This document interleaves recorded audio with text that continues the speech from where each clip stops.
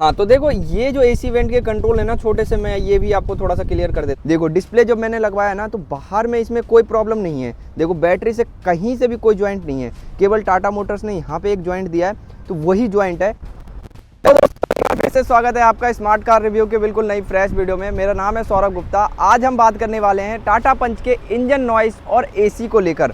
बहुत से भाई कमेंट कर रहे थे कि भैया इसका एसी कैसा है। अभी देखोगे मेरे चैनल पे इतने सारे कमेंट पड़े हुए हैं कि भाई इसका एसी कैसा है, एसी कूलिंग करती है नहीं करती है, गाड़ी के अंदर क्या कमी है, वो सारी चीज़ें तो मैंने आपको बता दी। खैर निगेटिव पॉजिटिव पॉइंट्स, लेकिन जब बात निकल कर आती है कि इसके एसी वेंट कैसे हैं, कूलिंग करती है नहीं करती है, और प्लस इस गाड़ी के अंदर जो अपना इंजन नॉइस है वो कैसा है। जब आप गाड़ी के अंदर बैठते हो तो इंजन स्टार्ट करते हो, क्या अंदर आवाज़ आती है, तेज आवाज़ आती है या फिर कैसे क्या रहता है सीन, वो सारे चीज़ों के बारे में डिटेल में बताओ। अब देखो हर एक कमेंट का तो मैं जवाब नहीं दे सकता, लेकिन बहुत से भाइयों का यही कमेंट था तो मैंने सोचा एक छोटा सा क्लिप आपको बनाकर दिखाऊं जिसमें से ये पता चल जाए कि गाड़ी का जो इंजन नॉइस है वो कैसा है, जो कूलिंग कैसी कर रही है, और वो सारी चीज़ें मैं आपको डिटेल में बताता हूँ। तो देखो गाड़ी के अंदर एक ही एसी वेंट है। अभी देखोगे रियर एसी वेंट आपको नहीं देखने के लिए मिलेगा क्योंकि ये बेस मॉडल है, लेकिन अगर आप फ्रंट एसी की बात करो तो कूलिंग वगैरह बहुत ही ज़्यादा बेस्ट है। अगर आप नॉर्मल किसी बंदे से मैं पूछूंगा,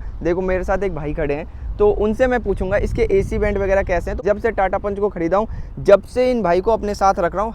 खैर ये मेरे रिश्तेदार हैं। तो कैसे हो धीरज भाई? बढ़िया हूँ। तो भाई आप मेरे साथ एक महीने से हो, एक महीने से इसकी जो कूलिंग है एसी की वो कैसी है?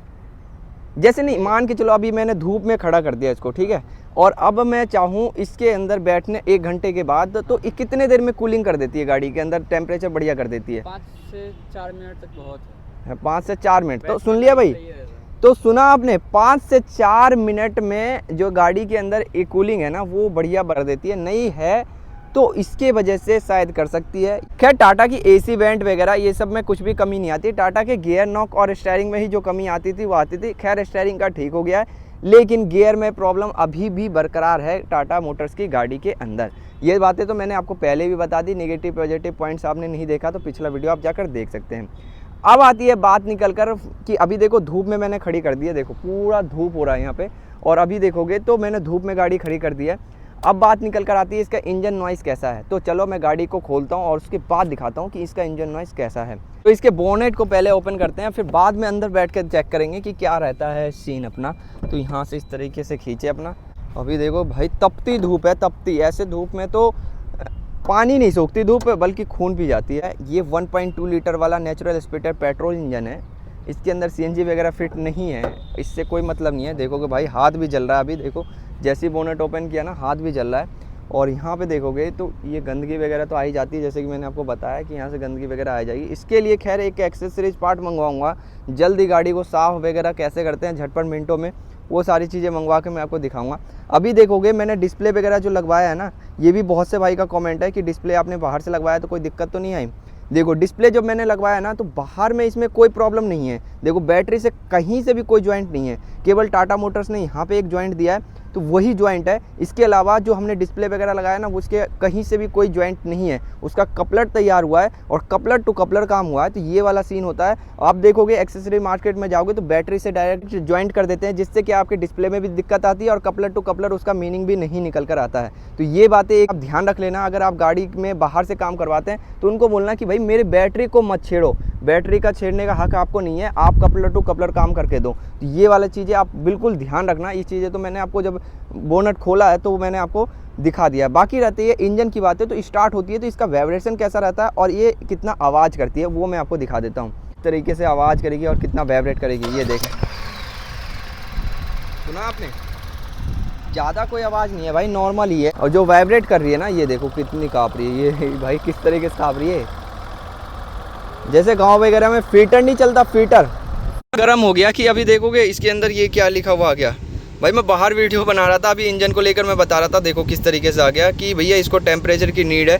और मैं एसी जस्ट ओपन किया हूँ और अभी मैं चलाकर दिखा रहा हूँ। इतना ज़्यादा धूप है ना भाई, बाहर इतना ज़्यादा धूप है कि आप पागल हो जाओगे। और ऐसी धूप में मैं आपको शूट करके दिखा रहा हूँ कि भैया इसका इंजन नॉइस कैसा है और एसी के कंट्रोल कैसे है। अभी देखो इतना टेम्परेचर है बाहर। अभी टेम्परेचर दिखाता हूँ मैं फरीदाबाद का क्या टेम्परेचर है। खैर अभी तो बंद है ये फ़ोन।